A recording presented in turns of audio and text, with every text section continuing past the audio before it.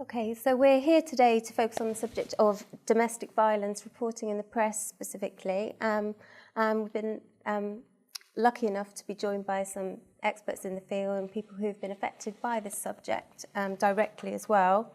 And we want to talk about how we might report domestic violence better, how we might learn from each other's experience, and how this might inform debate and reporting going forward.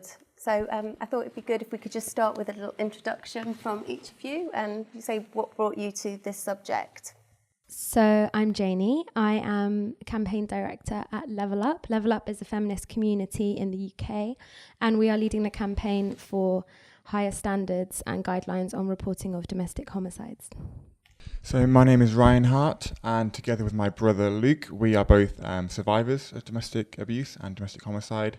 That started about 2.5 years ago now, in July 2016, when our father murdered our mum and our sister. And since that day, we've been, trying to understand more about our lives and domestic abuse as, the whole aspect of domestic abuse, not only the violent side, but all other forms of abuse, and sharing our story just to help raise awareness and help hopefully use our story so it doesn't happen again to anyone else. Certainly have been doing, yeah. I'm Miss Kelly. Right now, I'm a professor, but how I came to this topic was that I was part of the group that opened the second refuge outside of London in 1973, and the issue has held me, my heart, my brain, my rage, ever since. Hi, I'm Kelsi. I'm production editor at New Internationalist magazine. So it's a bi-monthly magazine and also a book publisher. We work on lots of contracts and reports for people like Plan International. So I have experience working across all those kind of platforms, and domestic abuse does come up as an issue in all of those. So. Thanks. I thought it would be good, if you don't mind, if we start with you, Ryan, and if you could sort of talk to us about your experience of the press, really, dealing with and your story and how it unfolded, and how, what moved you to take that step to share your experience. Sure. So growing up, I never identified as a victim of domestic abuse because I was looking for violence as an indicator that our family was in danger and that we were victims. And our father was never violent towards any of us, yet he controlled every aspect of our lives. So we didn't perceive our lives to be abusive in any aspect at all, so we just thought it was normal. My brother and I broke our mum and our sister out of the house, the family home, not because we were afraid our father would kill them, but because we were afraid they'd never get to live in the first place.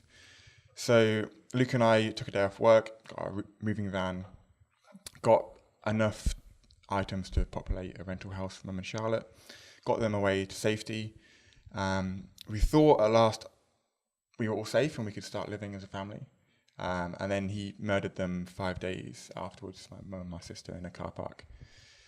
And at first, Luke and I tried to avoid any of the media because we knew it would be too damaging to us both to read what was being said about our family.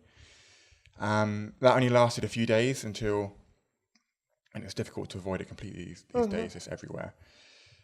And I think what shocked us most was a complete misunderstanding of domestic abuse, a complete lack of thought that there might have been a backstory to what had happened. I think there was quite a convenient narrative to latch onto, which was our family leaving our father, our mum wanting a divorce, and then our father reacting to that situation.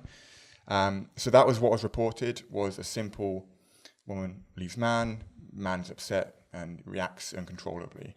And that wasn't the case. We had 25 years of abuse before the day we left. So when we read that and we started to realize that I think domestic abuse is so common that it's difficult to accept that fact, and it's easier to package up these domestic homicides in quite convenient narratives and move on. So Luke and I now, there's so much we can talk about about how wrong that narrative was. So we try our best to explain, I guess, the deeper meaning behind what goes on and why, and how it's not an emotional reaction to events triggered by women, but it's actually male belief systems which cause them to behave this way. Were you approached by the media soon after? How did you find your experiences with the media in the aftermath of what happened? Yeah, so Luke and I, we were given our childhood and our young adulthood, we lived quite private lives. So our contact details weren't really available anywhere online. So the media could not actually find us, which was quite good for us because we needed space, I think. Mm-hmm. So we didn't actually talk to the media until about 8 months after the murders. But our family and our friends were, for a better word, harassed by much of the media in the first day or two. Even one of our good family friends, she was sitting in her living room with the window ajar, and a journalist crawled through the window, or attempted to, until our friend screamed at her and pushed her back. And there were a lot of very, very intrusive journalists, but also there are plenty who are really considerate and understanding, and were waiting for Luke and I to have that space and that energy to talk. But I think what's key to recognise is the people who know what the story actually is are far too traumatised to talk in those first few days. Yes. And the need to be really careful in where the information comes from about what happened, because only those who have lived it really understand what's going on, and you cannot get a full story by just talking to a neighbour or someone down the street who might have witnessed the family on outings. So, you can't get the full story straight away because those who can tell it are too traumatised and need their space. But at the same time, we need to be careful not to propagate myths surrounding domestic abuse by latching on to the first anecdote that you hear, which unfortunately what's happened in our case. Yeah, you talked about that, didn't you, in the interview that you did with The Guardian, which was which was an opportunity really to kind of challenge a few of those myths surrounding the reporting of a case like yours. Just talk a few of those key points that you pulled out of that with things like the reporting of almost the giving an excuse to a man in a position like that. I thought that was an interesting perspective that I hadn't thought about. So there's a lot of myths we can talk about. So I think the first ones, which was so our family seemed normal from an outside perspective, purely because we were doing our best to cope with that situation of abuse. We modified our behaviours to try and minimise the abuse. So we did well at school, we did well at sport, we just did our best to succeed in what was a really difficult environment. So Luke, myself and Charlotte were all very successful at school, we got good grades and we were seen as perfect students. Our family looked normal from an outside perspective. Our father was seen as the pillar of the community. He was like the guy who helped with DIY. He was even quoted as a nice guy. I think it's key to recognise that the men who abuse their families, they do so behind closed doors. They don't let that abuse spill out into the streets, because that's when they get caught. So it shouldn't surprise us when these men who appear to be good men turn out to be abusers, because that's exactly their goal, really, is to hide the abuse. So, yes. How do you think the media could do better in, putting that information out there, in pulling out these more complicated reasons and explanations for the sort of behaviour that leads to these situations? Yeah, so I think the key thing is understanding domestic abuse, what it is and why it exists. And it's not an emotional, uncontrollable reaction that men have and somehow women can never have or understand, that just happens when a woman provokes them.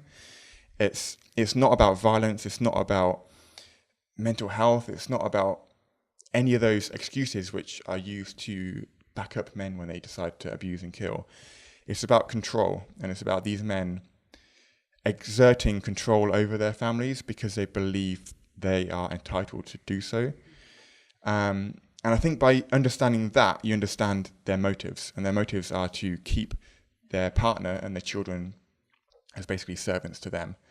And to do that, they need to keep that abuse hidden. So it shouldn't surprise us that these men don't appear in the public domain as nasty, abusive men, because their entire goal is to keep that private life hidden from the world. So naturally, it would follow that a story like that wouldn't be something that, at that acute moment where a reporter turns up on the scene, that it's going to unfold in front of them. That those facts, that's going to be much more difficult information to find out than in any other situation, because of the specific way in which the controlling aspect of that kind of behaviour and the concealment is structured. So,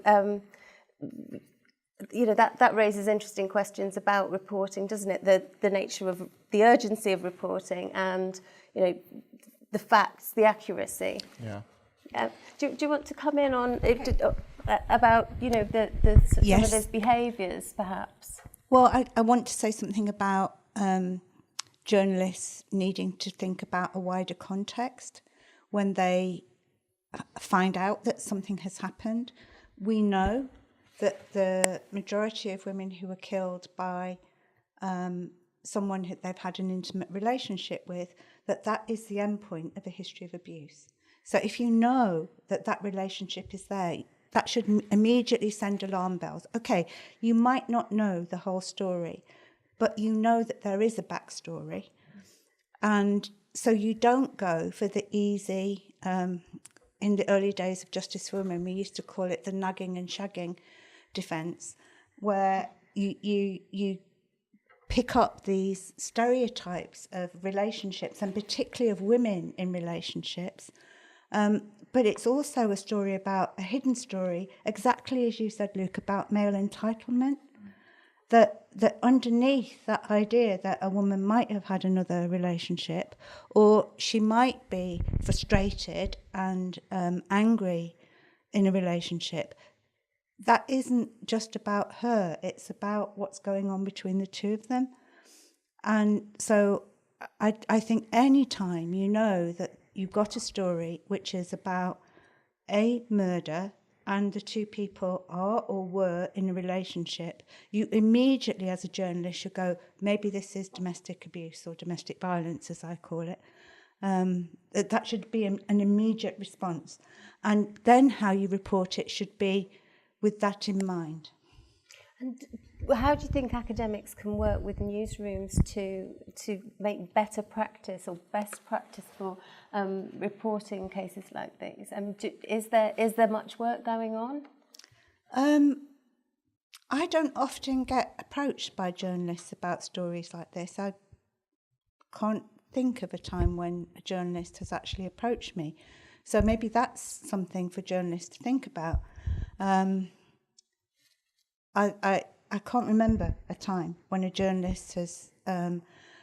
Our problem is we probably know as little as you do in the early... So what we could do, probably, is give some background information and some possible lines of inquiry, some possible ways of thinking about what might have happened. It's amazing how many women are killed at the point at which they either say or do leave, and that needs to be part of the story. That needs to be part of understanding that the only way this control can continue is by her not existing anymore. And I don't see many accounts of domestic violence homicides where that is how it's reported. I think you're right, actually. Well, can you tell me what the state of domestic violence is in this country, to give an idea of how big an issue this is and how important it is that we have this conversation that we're having now?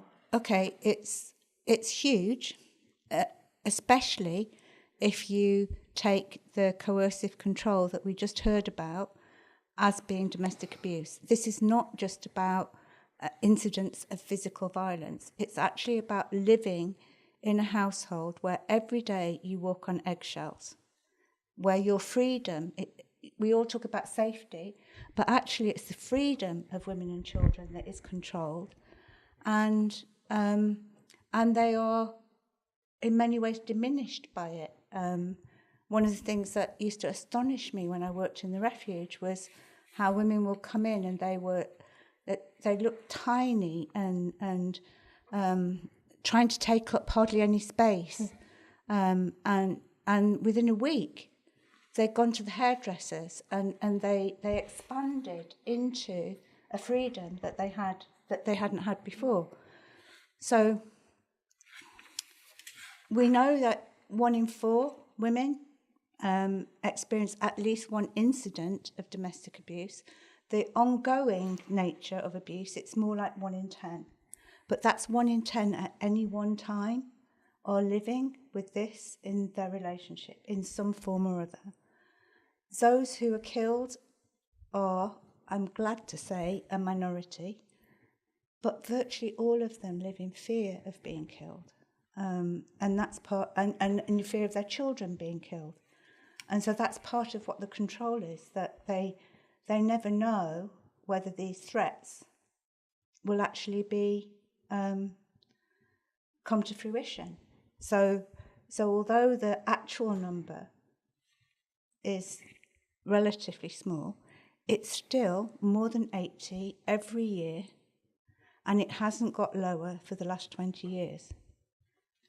So I think actually some of the reporting that you've done in the New Internationalist has been really important, because it's not been reactionary reporting. It's been talking about some initiatives around domestic violence and the culture of domestic violence. And I think until we understand that context, it becomes very difficult to understand specific instances when they arise like this. Can you talk about a couple of the stories that you've done in your publication? Yeah, definitely. And I think it's just worth saying as well, I think that's the benefit of slow journalism as well. That's why we predominantly produce features, and features are that's the type of journalism that usually requires interviewing people like yourself and getting the right questions asked, I think. I mean, that's what we try and do with every piece, and it's trying to give a full perspective of the issue and solutions to it. The thing is, I think with New Internationalist, there are lots of cases where we interview people. And say, for example, in the most recent issue, we had an interview with a Nigerian woman who was trying to escape violence in Nigeria, and she made the dangerous crossing the Mediterranean to get into Spain. In order to do that crossing, and it's not just her, it's lots of other women as well, they have to accept these kind of journey boyfriends, which obviously is a different type of domestic abuse. It's not in the house. This is on a small boat, and you've got someone that's technically your partner, but you don't have a romantic relationship with that person, but you have to have a physical relationship with that person. So I think that the thing with international journalism and reporting on issues around the world is that sometimes the context is quite a lot different to what we hear about in the kind of mainstream media. So that, for example, it was a very difficult piece, and I can imagine it was quite hard for the interviewer to carry out the interview itself. But stories like that are so important. I mean, and to make it clear that it does happen all over the world. We had in another magazine issue, we have an excerpt from a book that we published, Women's Atlas, and it has this detailed map about where rates of murders of women, essentially. We refer to it as a murder map, and it's specifically women who have been murdered and the different countries. And you'd think it would be a predominantly global south issue, because that's what you presume, but it's not true. Those rates of violence happen all over the world.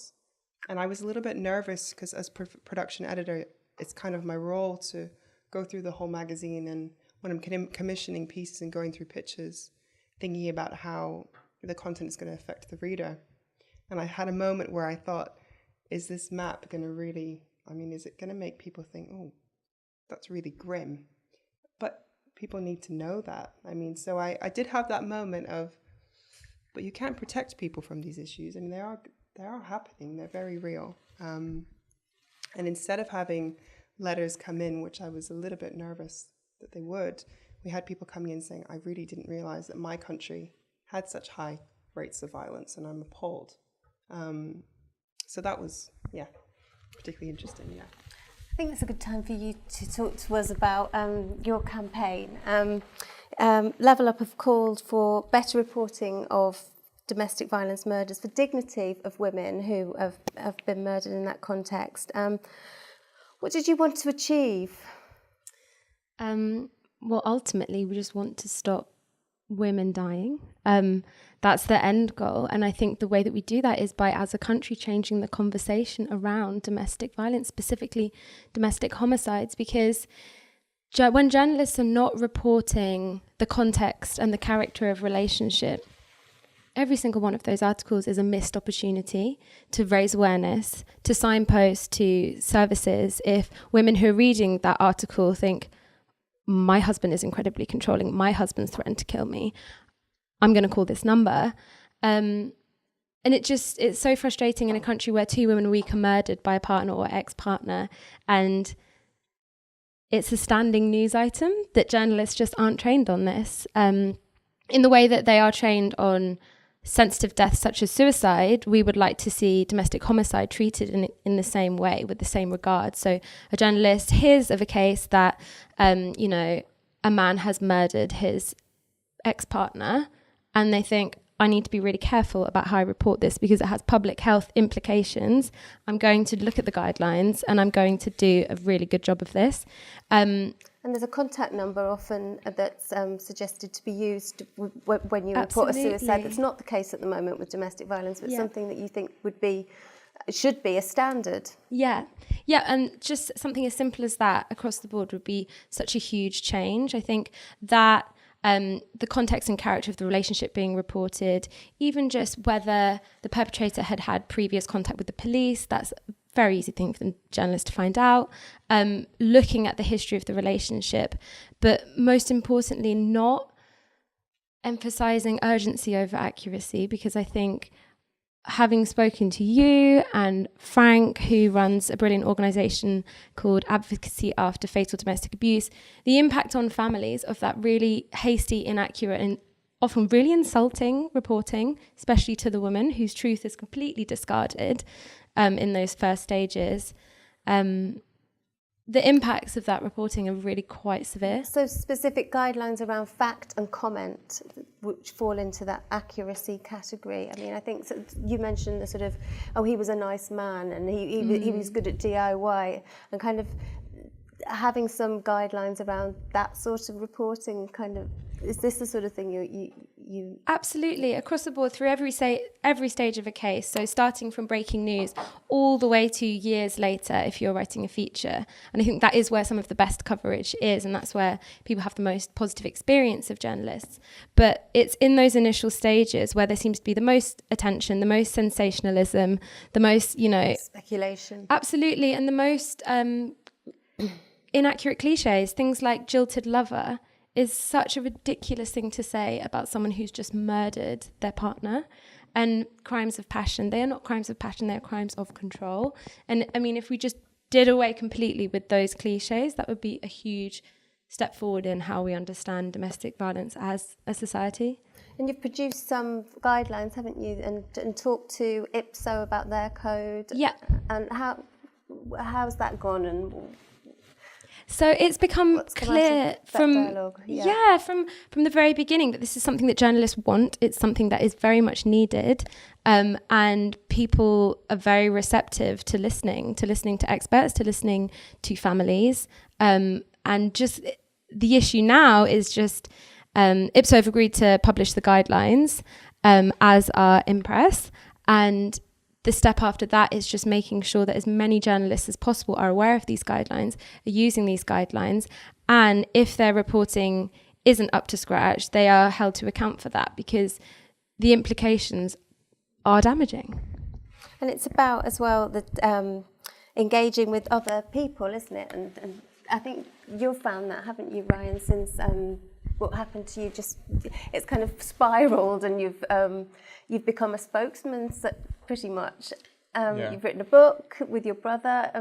How has that experience informed informed the way that you think about what happened to you? How has it helped you? Yeah, so for Luke and myself, so we obviously lived with an abusive murderer for 25 years, and we didn't know. So we can't hold anyone else accountable for his actions. No one else is to blame for not intervening or for saying something, because we didn't see our own situation and we were living it. So I think to us, firstly, that showed how invisible domestic abuse is, even to those living it day in, day out. I thought it was interesting, that distinction you made between the common perception of domestic violence having that element of physical violence, but in your case it didn't until that, the very end, which is, and I don't think people understand that. I think you talking about that's been very useful. Yeah, so the violence model, I guess you could say, was what we were looking out for. So we saw or believed our signs of danger were from escalating violence. So we thought first our father would throw something at us, next he would slap us, and he'd punch us, and he would go for a weapon. We thought it'd be escalating in violence. So when he murdered Mum and Charlotte, it seemed to come out of nowhere because there was no previous violence at all. And so it confused us, and I think it confused everyone. It confused the media. Everyone failed to understand how a good man could kill his family. But what had actually happened was, as Janey said, it's all about control. If you look at the escalating control in our household, the steps that our father took to maintain control as we were becoming more and more independent, then our lives followed a simple progression of control, with murder being the ultimate act of control when all other forms of his control had failed. So from an early age, he made sure we were poor, so we couldn't survive away from him. When Luke and I went to university, got good jobs, we were able to provide for our mum and our sister. He made sure we were isolated from friends and family by moving us into the countryside, away from friends. Again, we ended up building friendships. With the age of social media, mum could keep in contact with friends and families, so her isolation was eroding. And our father forced pregnancy onto our mum, forced Luke's birth, to ensure that she was dependent upon our father for the financial resources he could provide to help mum bring up a family. And once Luke, myself and Charlotte had all grown up and left the house, that dependency had gone. So one by one, all of the levers our father had operated to keep us within his control had been dismantled. And when you look at the steps he would take, then the control mechanism is quite obvious, like how he got to that stage of murder. But if you're looking at it from the violence point of view, you'll completely miss it. So I think it's important for journalists to have that frame of mind, not look for violence and be confused, but look for control and draw the dots, and it makes much more sense. Yeah, and look for accuracy, look for rock solid facts, look for patience, calm, some of those things that you talked about. Do you want to come in there? Yeah, I just want to say that we know that in a third of domestic homicides, there is no known previous physical violence. It might have happened, but there's no record of it anywhere. And nobody in the family network knows about it. So that's deeply, deeply significant in terms of how you think about these stories. It's actually about the relationship, and that I don't know many examples of partners or ex-partners killing out of the blue when there's no history. But that history isn't necessarily a history of physical abuse, documented physical abuse. And the other thing I think is really important is that quite often, by the point at which this happens, women have been really diminished by living with this for years and years. They may have mental health problems. Some of these guys are incredibly smart at telling stories to other agencies. So agencies think that the problem is the woman, not him. And we see in separation, one of the things that abusive men do is use other agencies to control women by telling sometimes lies, sometimes truths that are difficult truths for them, but they have had control of them until that point. And so there can be things that are floating around, stories that justify or legitimate, in his mind, his behaviour. And you have to be really conscious that you may be buying a line that has a sort of trail's been laid for you to go down that line. So, and I don't think this is easy for journalists. I think this is a real challenge for them. But I think there's a possibility to rise to the challenge. Yes, I agree. I think that's something that you said as well, Ryan, about that your consciousness about your father maybe appealing to other people in the same situation, and if a particular story was put across in a certain way, it might legitimise someone else's behaviour. That's the level of responsibility is huge. Yeah, and also in our case, so it was revealed that our father was actually searching online to try and justify in his mind what he's planning to do. So for months before we had even left the family home, so we were sitting in the same room as him, he was Googling about men who murdered their wives and their families. Expecting, well, I know what he saw. He saw articles sympathising with him, sympathising with these men because they were pushed because of divorce, or they're pushed because of the woman leaving, or because of all sorts of excuses. And sadly, our father had the same treatment because, like I said earlier, people were confused because there was no violence, and he seemed to be an ordinary guy. And I think that is the thing you have to recognise, is these men who murder are ordinary men. They're not anomalous monsters. They don't have eye patches or like wooden legs. They look like ordinary men. They just hold very rigid, traditional beliefs about what it means to be a man, and they believe that they are actually doing what they're entitled to do. So it's a very complicated topic for journalists, because at the heart of it tackles male belief systems, and it's not a small issue, it's quite a big issue. And having worked in a newspaper environment, they are male-dominated environments, and they have very specific views about women. Yeah. I've worked at the Sun newspaper, for example. It's only recently that we don't have page 3 anymore, for example. Yeah. So, these are things that the newspaper industry themselves are grappling with. So it's going to be a problem, isn't it? Do you want to comment? Yeah, I wanted to add on Liz's point around the perpetrator's narrative, because this is something that we see too often in court reporting, where a story has been built from the defence narrative, which is so unreliable. It's such a biased version of events. There's nothing to counter it. The woman's dead. Her voice is not in the room. And it's particularly painful seeing these stories, especially in the tabloids, that are built from what a perpetrator is saying in court to try and justify and excuse this behaviour. And it's just being printed word for word with nothing to counter it and no, context to balance that out. And I think that's one of the trickiest areas, because of the journalist's right to report legal proceedings and particular kind of restrictions around what you can and cannot alter. That's one of the issues that we're trying to grapple with at the moment in the campaign and in the implementation of the guidelines. But I'm so sure that journalists must have to apply some level of discretion on the ethics of reporting a defence narrative as a whole story. That's interesting. I think what was interesting about your story, though, is that you were able to harness, come to take a bit of refuge for a while, and then come forward with your story and actually build a positive story from that.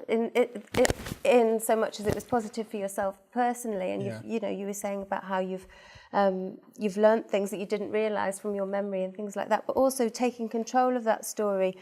Do you think that was something that only you could do because you had your brother with you, or how hard was that? It is hard going to a newspaper or going on TV and talking about something so personal and terrible. I think it was a very difficult choice to make, especially because we hid for the first few months, year almost. And so the reporting had just speculation, and it had all the myths and the victim blaming, and it felt like we were, I guess our father was still out there shouting back at us from what we read in the media. It was his perspective, it was his narrative thrust back at us again, and we were struggling to understand our own lives, and all we could read were these false narratives which had been assumed or had just been read from his murder note. So at first we found that really difficult because we were trying to understand our own lives, and all we could see and all we could hear were these narratives from a man who just murdered 2 women and then claimed he was non-violent.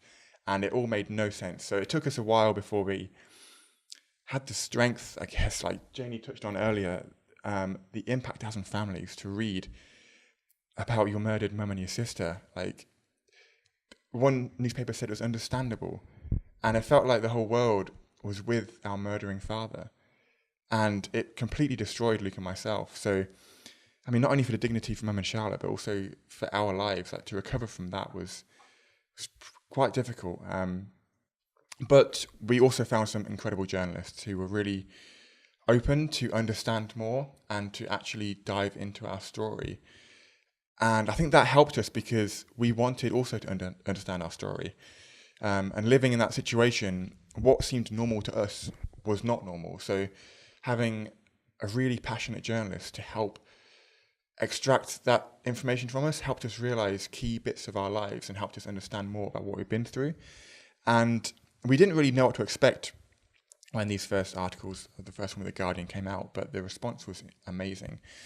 And the main response, which surprised us, was how many people had been through or are going through similar lives than what we went through.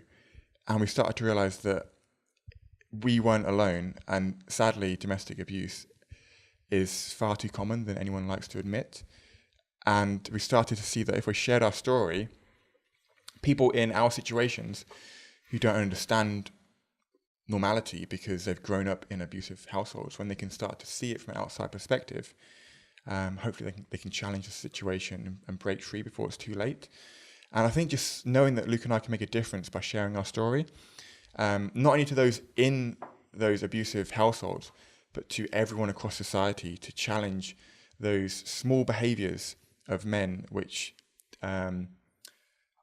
criticize, which demean women and make men believe they're entitled to own and control their families. Just challenging those small behaviours on a daily basis helps to dismantle that culture, which allows domestic abuse to fester. So I think Luke and I find strength in telling our story. We also find more about ourselves, and we find, I think, more about Mum and Charlotte as well. We start to realise the good that we've learnt from them, and that we're not our father's sons, we're our mum's sons and our sister's brothers. And I think that's key to us, is that we're not destined to become evil men just because our father was evil. We all have a choice, and recognising that our father chose to be evil and we can choose to be good. I think that was something that you were saying earlier, Liz, wasn't it? Which I think is a really nice point to make, an important point. I've always had a problem with this cycle of abuse idea. When I first started to work in the refuge, I was 23. All of the women coming in were so much older than me, so I worked with the children. And a lot of boys who were confused, who were angry, but also who I saw had a really strong bond with their mother. And I find it insulting to those boys that we have this assumption that they are going to take the side of the father and behave in exactly that same way, rather than be in alliance with their mother. And quite often they are also treated horribly by a controlling man. The fact that you are a man doesn't mean you have to identify with being a controlling man. You can absolutely choose not to be that. And go even further, as you and your brother have done, and choose to speak openly against that form of masculinity. And I think it's a horrible, horrible idea that gives no space for the boys and men who live through this and actually say, I commit myself to not be like that with my partner, with my children. And we ought to those are stories that we ought to be telling. How we're so interested in the repeat of the cycle, and we're not interested at all in those who actually say, no, that I will not be like that in my life. And so what changes would you like to see in the media industry to stop kind of that cycle of perpetual storytelling following this pattern? How can we address that? I want you to stop taking the easy route. There are so many easy stories that you can tell, and you just recycle headlines and you recycle ideas about women and men that are very stereotypical. And actually, most of us aren't stereotypes. Most of us are so much... And I think journalists know this. They know themselves they're much more complicated than stereotypes. So I want you to start representing people as not stereotypes. Well, I think that touches on what you were saying about sort of feature-length kind of stories that you do. And what do you think? Well, how could best practice look? What could we do differently? How can we stop that perpetual cycle? I mean, I've been a journalist for about 20 years, and it's to a certain extent a lot of those things still exist. It's starting to change, but with with publications like yours. Well, I think the thing with New Internationalist is quite a rare thing. I think the problem is that most journalists kind of cut their teeth on the kind of journalism. They have to get 17 stories out in a day, and they want to get their name out there, and they're just thinking of, like you said, the easy way. I think that what about the new idea of journalism as not being something that has to be fired out there? Newspapers as a model are an old-fashioned institution. They're a dying institution to a large extent. With the internet, with being able to publicise, to do stories online, we have got the opportunity to work within different frameworks to change our copy, to respond to things when they're proven not to be true. Yes. Do you think that that's a more responsible way, or do you think it belittles the publication? No, I think that it's that, and I think people need more training, and I think people need to be more rigorously monitored. I think if you have an editor that's in charge of a newspaper or is in charge of a newspaper that's now gone completely digital, I wonder if there's the same kind of level of accountability held in terms of an editor-in-chief and going through all those pieces, because they're being, you have not necessarily a young new journalist, but you have someone that, like I said, is trying to get their name out there, and they see this as a story, and those kind of levels of respect, they kind of become put to the side. So I think people, as individuals as well as journalists, I think it's about taking stock and thinking, well, if this was someone I knew, how would I want this to be reported? Obviously, not everyone is naturally that empathetic, but I think that it's important as a journalist to move away in these days. And if you're going to be reporting on issues like this, you cannot be the type of person that just sees this as a story that, as you said, Janey, that can use those kind of cliche, horrid, like headlines, crimes of passion. That shouldn't be happening. We should be moving away from stuff like that. It's the same thing as using just kind of derogatory language in any form of media. People need to step away from that. And more rigorous regulation, whereby if something is found to be wrong, it's publicised in the same place. Yes. This is wrong, and the people who will have read the original story see the correction. Do you think that? I think that's important. And the thing is most media nowadays is people are moving away from print for the most part, not everyone. But the beauty of digital media, in a way, is that you can say, "Wait, we got that wrong." People often do that. They'll put that at the end as a disclaimer. Well, this piece was kind of. I think people should do that, and I think more media organizations should hold their hands up and say, "Oh, we got it wrong there," but it's just nobody wants to kind of stick their head up and kind of be like, "Oh, we messed up there." There have been times when we've got things wrong in the magazine, and the next issue we'll put in the letters page, that was an error, our fault, or we'll publish when someone's called us out on something. It's about being unashamed of when you've messed up. We're all humans. And it becomes a dialogue, and it becomes about trust in Yes. journalism then. It becomes about the reader understanding that the publication that they are engaged with is prepared to hold their hands up and say, okay, this was more complicated, we messed up. Yeah. And I think that if we start seeing more examples of that, then perhaps stories like this will be told in more complex and faithful ways. Yeah, definitely. Yeah. Do you want to add to that, Janey?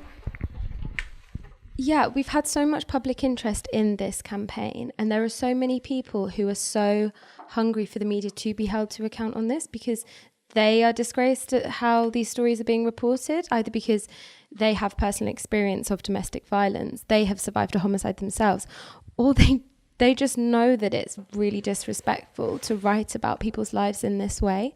And I think public opinion is now at a place that's ahead of the media. That's definitely what's coming across with this campaign, in the respect that people are so shocked that journalists are not trained on this, and quite amazed that this is the first time that someone is calling for regulation on this specific topic. And as part of the campaign, so many people have been getting in touch with us. Whenever they read an article that they think is wrong, they're saying, have you seen this? I'm going to report it. I'm going to email the journalist. And they're ready to get involved and take action. And I think the internet has facilitated that level playing field now, where you can see the journalist's name, you can find their email address, and you as a member of the public can make a complaint. And when bodies like Impress and Ipso put that within their code, that gives them an even higher level of power to hold journalists to account.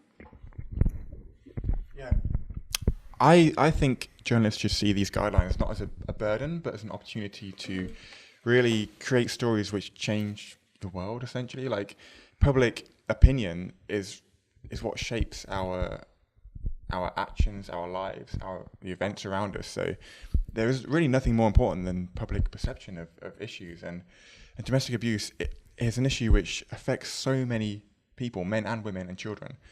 And to have the opportunity to learn and to report respectfully about domestic homicides, and to really change how domestic abuse is viewed in the public, is a great, I think, chance to actually change and save lives. Because ultimately, that's what this is for, really, is to save lives, is to hold these men accountable for their actions. It's to ensure that victims in those situations don't feel like there's nowhere to go, that they're to blame. It's to signpost them correctly. I mean, in our cases, much of the signposting was to male mental health charities, which made us think that, okay, is this what it is? Is it a male mental health issue? No, it's a domestic abuse issue.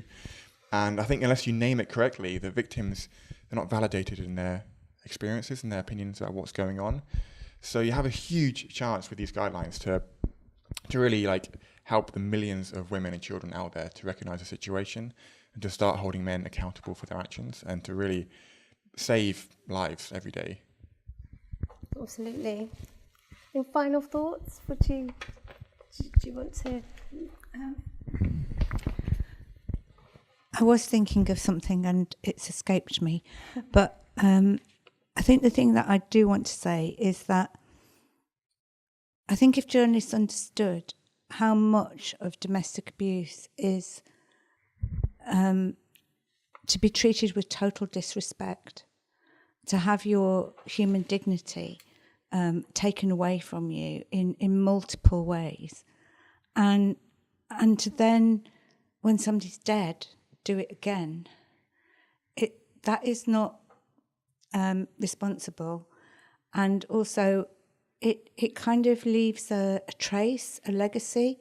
And if the children are small when this happens, and then they go and search when they're older, and what they see, some children haven't had even the opportunity to know their mother. She's killed before they have the opportunity to have that strong relationship. And the traces that there are in the public sphere are ones which depict her in ways that are demeaning and stereotypical. There's a responsibility there about what does that mean that you have created that trace that 18 years later some young person goes and finds, and that's all that exists about their mother. Did you want to just talk briefly about coercive control, because that might be a term people outside of this room might not understand unless you're engaged in the subject? Yeah, so coercive control, it only came into law about 6 months prior to Mum and Charlotte being murdered. So it was a term which was new to Luke and myself. And essentially it's a pattern of actions, of behaviours to deprive liberty of somebody and to destroy their sense of self-worth, their self-esteem, to essentially trap somebody as like a social economic hostage in their own home. So I think the easiest way to understand domestic abuse and coercive control is it's not necessarily what is done to somebody. We're often asked, what did our father do to us? Tell me something he did. But if you try to understand it as what you cannot do in that environment, then it makes much more sense. It's not about what is done to you, but the options taken away. So it's about those invisible lives which are lost because you have no freedom, you have your entire sense of self-worth just eroded down.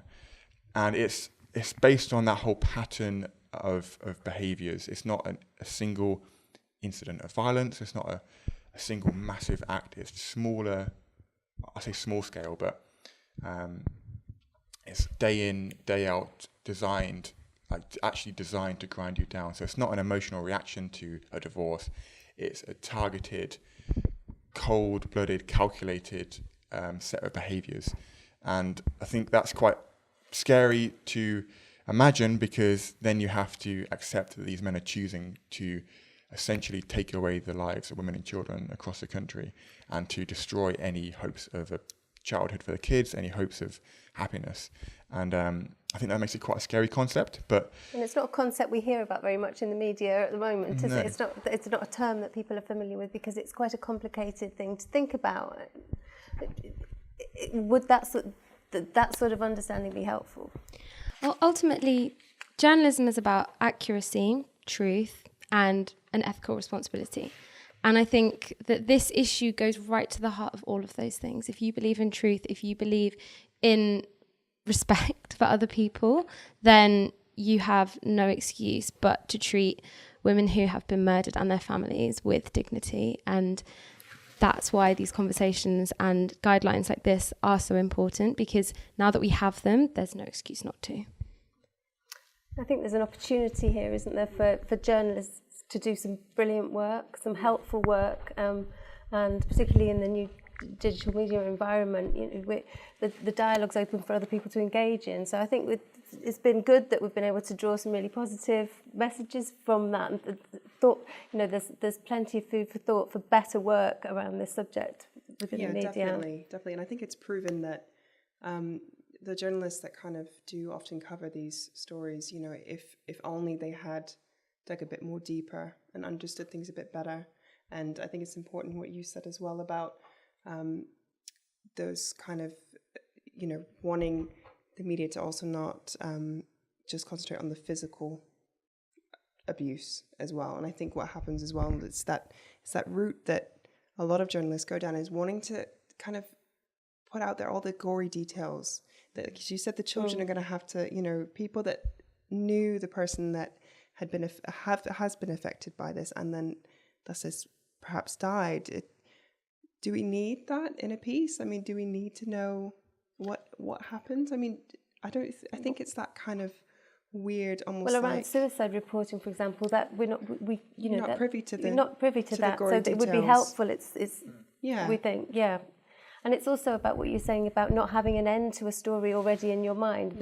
The idea that your son will grow up to be this. The idea that a story is already out there and the set of circumstances will fit it. Those are mindsets that we have to challenge. Yeah. Tell more in different stories. And better stories. Better stories, yeah. Yes. Better stories like yours. I mean, I think you're a brilliant, positive example of a great ambassador and just listening to you and your bravery is incredible. So we're really privileged to have you here. Thank you.